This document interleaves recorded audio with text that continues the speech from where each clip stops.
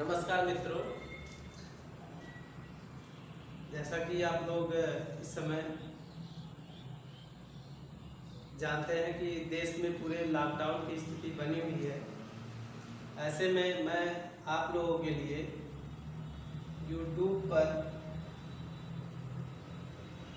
विभिन्न प्रतियोगी परीक्षाओं जैसे एसएससी, बैंक और पुलिस, यूपीएसआई, पीसीएस, टेट आदि परीक्षाओं के संबंध में मैं वीडियो लेकर के आता हूँ। बीच में थोड़ा सा समय के अभाववश या कुछ कह सकते हैं कि घर पे कुछ काम होने की वजह से थोड़ा डिले हुआ। तो मैं बात करता हूँ कि इस समय लॉकडाउन की स्थिति पूरे देश में बनी हुई है और सोशल डिस्टेंसिंग का पालन आप लोग घर पे रह कर के पालन करिए, घर पे रह कर के फॉलो करिए और इस कोरोना जैसे महामारी को ब्रेक करना है तो उसमें आप लोग कोऑपरेट करिए और घर पे रह कर के अपने पढ़ाई को कंटिन्यू करिए। तो आज मैं आप लोगों के लिए भारतीय संविधान, इंडियन पॉलिटी के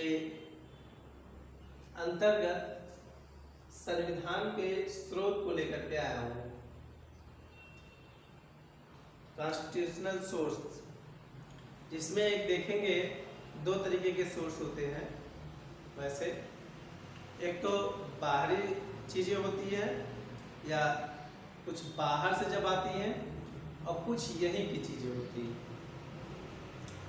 तो बाहर की चीज़ें जैसे ये होती है कि जब हम विदेशों से या किसी अन्य देशों से चीज़ें ले लेते हैं तो वो बाहर की चीज़ें होती हैं, बाहर के मैटर होते हैं। और संविधान के अगर परिप्रेक्ष्य में हम देखते हैं, उस दृष्टिकोण से देखते हैं, तो हम जब किसी कानून को, किसी अधिनियम को अगर हम अपने संविधान में ला करके रखते हैं और वो अन्य देश का हो तो वो बाहरी मैटर हो जाता है, वो विदेशी चीज़ें हो जाती हैं, विदेशी स्रोत हो जाते हैं। जबकि भारत शासन अधिनियम जैसे चीज़ें मैटर, या कह सकते हैं कि स्वतंत्रता के पूर्व जो कानून यहाँ पर लगे हुए थे जैसे भारत शासन अधिनियम, वो चीज़ें जो है वो मैटर आपका देखेंगे तो वो भारतीय स्रोत माना जाता है।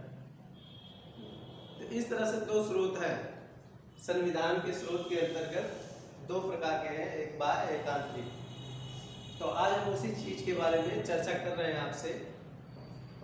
और दोस्तों, मैं आप लोगों को एक यह भी बात बता दूं कि मैं पीडीएफ प्रोग्राम भी शुरू किया हूं और मेरे डेली पीडीएफ प्रोग्राम से ज्वाइन करने के लिए, जुड़ने के लिए आप मेरे व्हाट्सएप नंबर पर मैसेज कर दीजिएगा। उसमें आपको सभी लगभग स्टडी मटेरियल दिया जाएगा, हैंड राइटिंग में होंगे और वो प्रोवाइड किया जाएगा, व्हाट्सएप के माध्यम से संचालित किया जाएगा। तो आपको जुड़ना होगा तो मेरा व्हाट्सएप नंबर पिछले वीडियो में भी है और फिर मैं दे भी दूँगा। तो आप देखिएगा और काफ़ी इम्पॉर्टेंट मैटर उसमें हम कलेक्ट किए हैं, काफ़ी इम्पॉर्टेंट जो क्वेश्चन आए हुए हैं।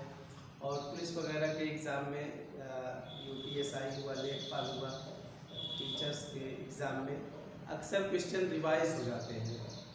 तो बहुत ही इम्पॉर्टेंट फैक्ट मैं उसमें रख रहा हूँ, अच्छे मैटर रख रहा हूँ, त्रुटियाँ होने के चांस कम हैं। तो इस तरह से आप उसके संबंध में अगर वो मैटर आपको चाहिए तो आप मेरे व्हाट्सएप नंबर पर मैसेज कर दीजिए। चलिए अब बात करते हैं हम इसके संबंध में। संविधान के स्रोत जो उसकी कुछ विशेषताएं हैं उनके डिस्क्रिप्शन हमने यहाँ पर दे दिया है और स्रोत जो है यहाँ पर है। आप देखेंगे स्रोत के अंतर्गत पहले हम चलते हैं भारत शासन अधिनियम में। भारत शासन अधिनियम जो आप देखेंगे वो स्वतंत्रता पूर्व जो है अंग्रेजों द्वारा लगाया गया कानून था। भारत शासन अधिनियम हाँ, जैसे 1919 या उसके बाद के कई सारे रूल्स थे, वो लगे हुए थे, कानून लगे हुए थे।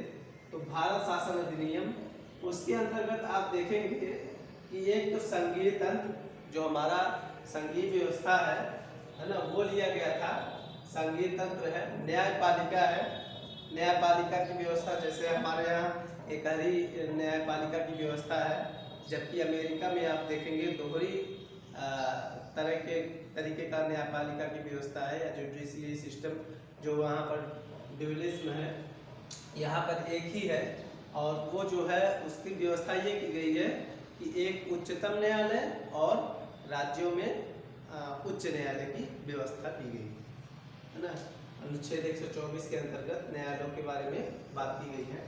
इसी तरह से आप देखेंगे भारत शासन अधिनियम, इसके अंतर्गत भारत शासन अधिनियम के थ्रू और देखेंगे न्यायपालिका के अलावा आपातकाल सिस्टम है ना, इमरजेंसी सिस्टम्स को लिया गया है, जिसमें आप देखेंगे आपातकालीन व्यवस्था है ना। आपातकालीन व्यवस्था में आप देखेंगे अनुच्छेद 352, 356 और 360, ये 3 प्रकार की व्यवस्थाएं हैं, और उसके बारे में मैं आगे बताऊंगा। 3 प्रकार के आपातकाल लगाए जाते हैं, इमरजेंसीज लगाए जाते हैं देश में। तो वो व्यवस्था जो है आप देखेंगे भारत शासन अधिनियम में है। और इसके बाद लोक सेवा आयोग के बारे में, जैसे हम विभिन्न प्रतियोगी परीक्षाओं की तैयारी करते हैं, जैसे एसएससी व स्टाफ सिलेक्शन कमीशन, वैसे ये लोक सेवा आयोग की बात किया है। तो एक तो जो दिल्ली में संघ लोक सेवा आयोग या राज्यों में लोक सेवा आयोग है, उसके बारे में चर्चा किया गया है। तो वो व्यवस्था जो लिया गया है भारत शासन अधिनियम से। प्रश्न किस तरह से आता है उसको मैं अभी ये कंप्लीट होने के बाद आपको मैं बता दूंगा, एक आध 2 प्रश्न, तो आप समझ लीजिएगा किस तरह से प्रश्न होते हैं। देखिए, भारत शासन अधिनियम से संघीय तंत्र या संघीय व्यवस्था, न्यायपालिका व्यवस्था, आपातकालीन स्थिति और लोक सेवा आयोग को लिया गया है। प्रश्न पूछा है कि आपातकाल की जो व्यवस्था है वो किस देश से या किस अधिनियम के द्वारा लिया गया है, या पूछ लेता है कि ब्रिटेन से लिया गया, भारत शासन अधिनियम से लिया गया है, संयुक्त राज्य अमेरिका से लिया गया है, इस तरह से पूछ लेता है। तो उसमें चारों ऑप्शन में जो आपको लगे या सही उत्तर जो है वो आपातकाल जो है भारत शासन अधिनियम से लिया गया है। इसी तरह से बात करते हैं अब हम ब्रिटेन की। ब्रिटेन से आप देखेंगे, ब्रिटेन से संसदीय शासन प्रणाली ली गई है। हमारे यहाँ कैसी व्यवस्था है? संसदीय शासन प्रणाली की व्यवस्था है। तो हमारे यहाँ यही व्यवस्था ली गई है, संसदीय शासन प्रणाली। आप देखेंगे कि संसदीय व्यवस्था में एक राष्ट्रपति होता है और दूसरा लोकसभा और राज्यसभा, इनसे मिलकर के हमारा संसद बनता है। संसद का निर्माण किससे होता है? राष्ट्रपति, राज्यसभा, लोकसभा। राज्यसभा को उच्च अपर हाउस या उच्च सदन, और लोकसभा को हम लोअर हाउस या निम्न सदन के नाम से जानते हैं। संसदीय शासन प्रणाली है जिसमें हम लोग मेंबर को इलेक्ट करते हैं और फिर वो जाते हैं संसद। नागरिकता कहाँ से ली गई है? ब्रिटेन से। कई बार प्रश्न पूछा है कि जो नागरिकता ली गई है हमारे यहाँ, वो कहाँ से ली गई है, किस देश से ली गई है, किस देश से अधिकृत की गई है? तो वो जो है ब्रिटेन से ली गई है नागरिकता। हमारे यहाँ नागरिकता की जो व्यवस्था है वो एकहरी नागरिकता है। आप ऐसे समझ सकते हैं, एकहरी का मतलब कैसे? हम पूरे भारतवर्ष में कहीं भी रहेंगे तो हमारा एक ही नागरिकता होगा, दोहरी नागरिकता नहीं होगी। अमेरिका की तरह दोहरी नागरिकता नहीं होगी, अमेरिका में दोहरी नागरिकता है। तो आप जैसे ये समझिए दोहरी नागरिकता कैसे क्या है, आप जिस राज्य में है, जैसे मान लीजिए हम उत्तर प्रदेश में हैं या बिहार में है, तो एक बिहार का नागरिक होता है और दूसरा एक भारत का नागरिक। तो वहाँ अमेरिका में ऐसा होता है ना, एक उदाहरण बता रहे हैं। तो वहाँ दोहरी नागरिकता, लेकिन भारत में ऐसा नहीं है। भारत में आप उत्तर प्रदेश या बिहार के नागरिक हैं और भारत के भी नागरिक हैं, तो दोनों एक ही नागरिकता मानी जाएगी, दोहरी नागरिकता नहीं। ब्रिटेन अमेरिका में ऐसी है दोहरी नागरिकता की व्यवस्था। हमारे यहाँ एकहरी नागरिकता की व्यवस्था है, वो ब्रिटेन से लिया गया है। फिर मंत्रिमंडल की व्यवस्था और विधि का शासन, विधि का शासन मतलब करने का संविधान का जो शासन व्यवस्था होगा उसको लिया गया है। तो ये सारी चीज़ें ब्रिटेन से लिया गया है। इसके बाद हम चर्चा करते हैं ये संयुक्त राज्य America, USA, United states of America. यहाँ से देखिए काफ़ी इम्पोर्टेंट चीज़ लिया गया है अमेरिका से। अमेरिका से आप देखेंगे एक तो फंडामेंटल राइट, मूल अधिकार, इसके बारे में आप देखेंगे। मूल अधिकार में पार्ट 3 की बात है। ये पार्ट 3 में कॉन्स्टिट्यूशन में, संविधान में पार्ट 3 में ये इसको ऐड किया गया है, जोड़ा गया है, रखा गया है। और यह जो है अनुच्छेद 12 से लेकर के 35 तक इसके बारे में वर्णन मिलता है, फंडामेंटल राइट या मूल अधिकार।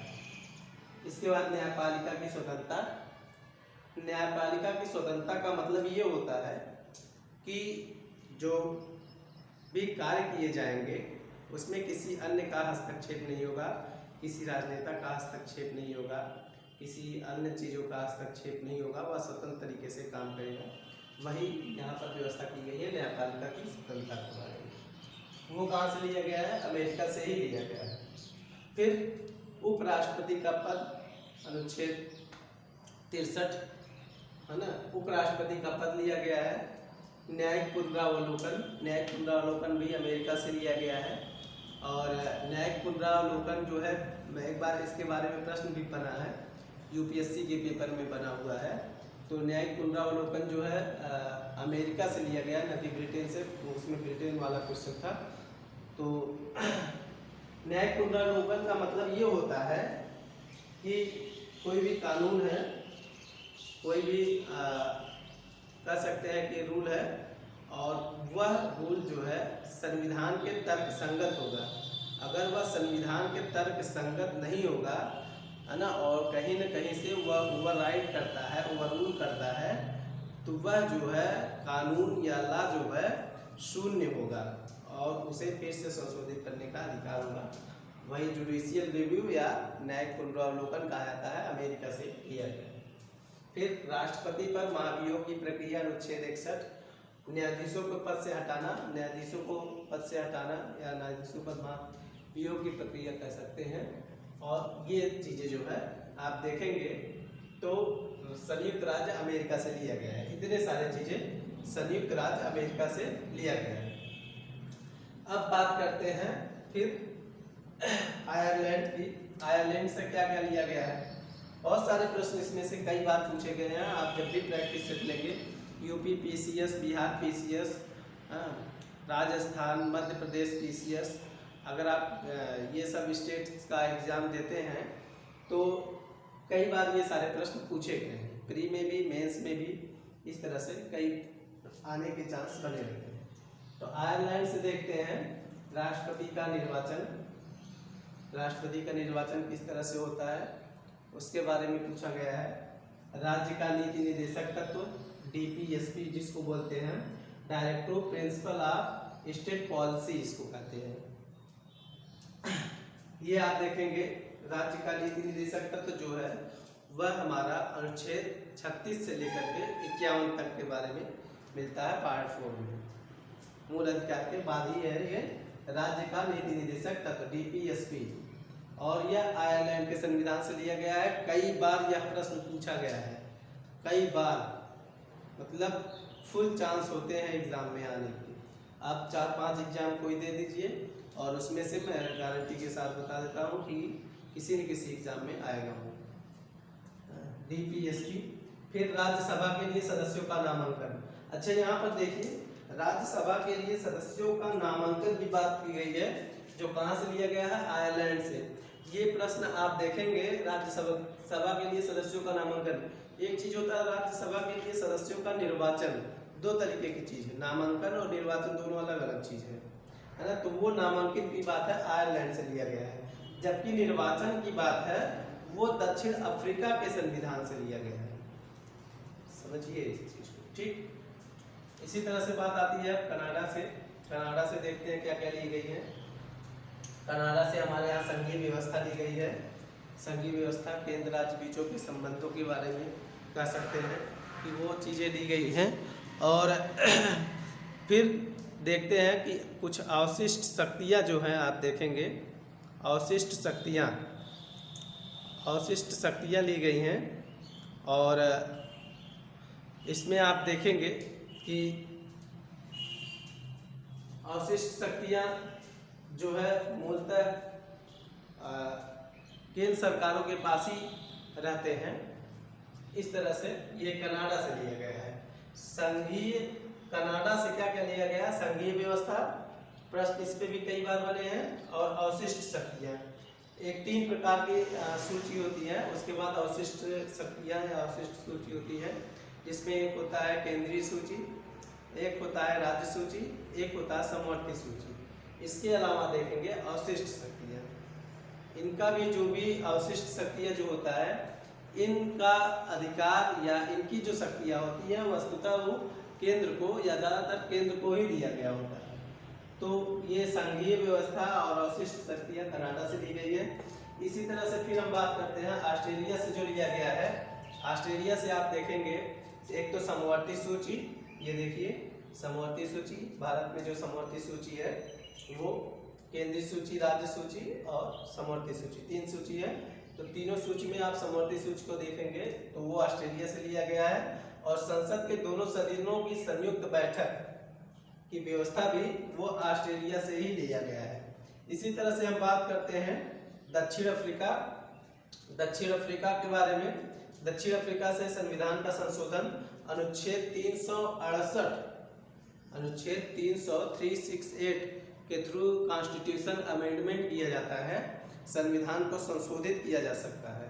कहने का मतलब जो संविधान मेकर्स थे, कॉन्स्टिट्यूशन मेकर्स थे, या संविधान के जो निर्मात्री सदस्य थे, जो लोग थे, वो लोग या उनके भूल से या गलती से जो कुछ भी अगर छूट जाता है तो उसको फिर से संशोधित करके या समय अनुसार या किस तरह से समय है, क्योंकि वो समय थोड़ा दूसरा था, आज का समय थोड़ा दूसरा है, आज की स्थिति दूसरी है, आज के लोग थोड़े से फास्ट हैं, उस समय के लोग शायद थोड़ा, तो इस समय के अनुसार जो है उसमें संशोधन करके, है ना, उसको रखा जा सकता है।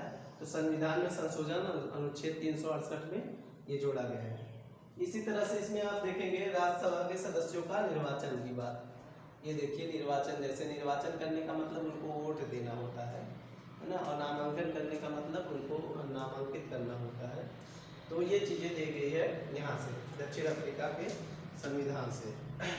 फ्रांस से आप देखेंगे, फ्रांस से देखेंगे कि हमारे यहाँ जो गणतंत्रात्मक व्यवस्था है वो, और प्रस्तावना जो प्रियम्बल जोड़ा गया है, प्रियम्बल ऐड किया गया है, उसके स्वतंत्रता, समता और बंधुत्व वाले जो शब्द हैं वो फ्रांस की क्रांति से ही लिया गया है, फ्रांस से ही लिया गया है। तो ये जो है गणतंत्रात्मक व्यवस्था और प्रस्तावना की जो बातें हैं वो आप देखेंगे फ्रांस से है। और सोवियत संघ से मूल कर्तव्य लिया गया है, सोवियत संघ से मूल कर्तव्य लिया गया है। इसी तरह से फ्रेंड्स मैं बता दूं आपको कि कई सारे चीज़ जो है, कई सारे पार्ट जो है वो कई अन्य देशों से लिए गए हैं, जो मेन थे, इम्पॉर्टेंट थे, एग्जाम के दृष्टिकोण से जो लगता है कि हमें इम्पॉर्टेंट है, जो आने वाले हैं, मैं उनको आपको बता दिया है। अब इसको आप ऐसे करिएगा, वीडियो पॉज करके इसको लिख लीजिएगा, राइट करिएगा बढ़िया से, अच्छे राइटिंग में नोट्स बनाइए और इसको रिवाइज करते रहिए। प्रश्न यहाँ से खूब आते हैं, इंडियन पॉलिटिकल के या इंडियन पॉलिटी के क्वेश्चन एग्जामों में खूब आते हैं। तो इसको खूब आप लोग लिख करके, याद करके रख लीजिए, बार बार रिवाइज करते रहिए। और मेरे डेली PDF प्रोग्राम से आप लोग जुड़ सकते हैं। मेरा जो व्हाट्सअप नंबर है वो है, आपको बता दूं, व्हाट्सअप नंबर यहाँ पर लिख देता हूँ मैं,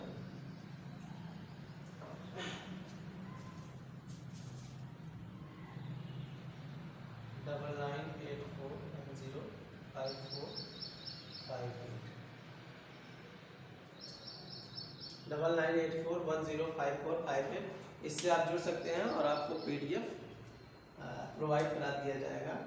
तो और जो भी त्रुटियां होंगी, अगर कुछ हो सकता है वीडियो बनाने में या PDF में कुछ अगर त्रुटि होती है तो उसके लिए आपसे सुझाव आमंत्रित है।